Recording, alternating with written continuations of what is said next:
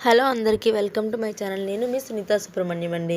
నేను ఈరోజు దోసకాయ మీల్ మేకర్ టమాటా కర్రీ చేశాను. అప్పుడు నాకు వెంటనే ఒక కథ గుర్తొచ్చింది.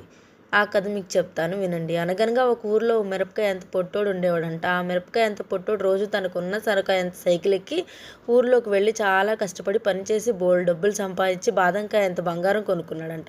మిరపకాయ ఎంత పొట్టోడికి ఈతకాయ ఎంత ఇల్లు ఉందంట.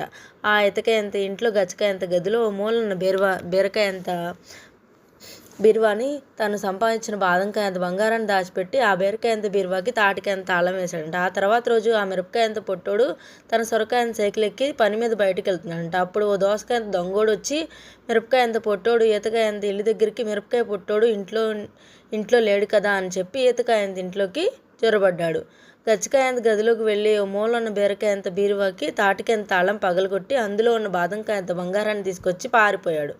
సాయంత్రానికి మిరపకాయ అంత పొట్టోడు ఈతకాయ అంత ఇంటికొచ్చి గచ్చకాయ అంత గదిలోకి వెళ్ళి బీరకాయ అంత బీరువాని తాటికాయ అంత తాళం తీసి అందులో ఉన్న బాదంకాయ అంత బంగారం లేదని బాగా బాధపడ్డాడంట. వెంటనే పోలీస్ స్టేషన్కి వెళ్ళి అక్కడున్న పొట్లకాయ అంత పోలీసుకి కంప్లైంట్ చేశాడంట. ఇలా తన కష్టపడిన పనిచేసి సంపాదించుకున్న బాదంకాయ అంత బంగారాన్ని తన ఈతకాయ అంత ఇంట్లో, గచ్చకాయ అంత గదిలో, మూలన్న బీరకాయ అంత బీరువాలో తాటికాయ అంత తాళం వేసి దాచిపెట్టుకుంటే ఎవడో దోసకాయ అంత దొంగడొచ్చి ఎత్తుకెళ్ళిపోయాడని కంప్లైంట్ ఇచ్చాడంట. వెంటనే ఆ పొట్లకాయ అంత పోలీసు తనకున్న మామిడికాయ అంత మోటార్ సైకిల్ వేసుకుని గబగబా దోసకాయ అంత దొంగోడిని వెతికి పట్టుకుని తెచ్చి వాడి దగ్గర ఉన్న బాదంకాయ అంత బంగారాన్ని లాక్కుని మిరపకాయ అంత పొట్టోడికి ఇచ్చేసాడంట. దోసకాయ అంత దొంగోడిని 4 తన్నాక వాడిని జాంకాయ అంత జైల్లో వేసేశాడు. ఇప్పుడు మిరపకాయ అంత పొట్టోడు దోసకాయ అంత దొంగను పట్టుకుని బాదంకాయ అంత బంగారాన్ని తనకి తెచ్చిచ్చిన పొట్లకాయ అంత పోలీసుని మెచ్చుకొని ఆ తర్వాత సొరకాయ అంత సైకిల్ వేసుకొని ఈతకాయ అంత ఇంటికెళ్ళి గచ్చకాయ అంత గదిలో, మూలన బీరకాయ అంత బీరువాలో బాదంకాయ అంత బంగారాన్ని పెట్టి దాచిపెట్టుకొని తాటికాయ అంత తాళం వేసుకుని దాచిపెట్టాడంట.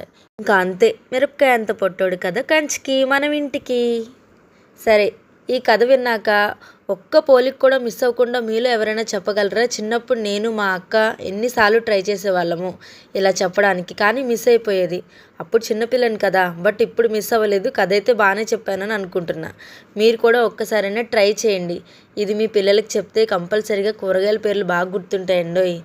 అంటే గుర్తుండవా అని కాదు, బట్ మనం మన పిల్లలకి చెప్తే బాగుంటుంది అని ఒక చిన్న ఇది అన్నమాట. సరే, కథ నచ్చితే లైక్ చేయండి, సబ్స్క్రైబ్ చేయండి. Until then stay tuned to Sunitha Subrahmanyam. Bye bye.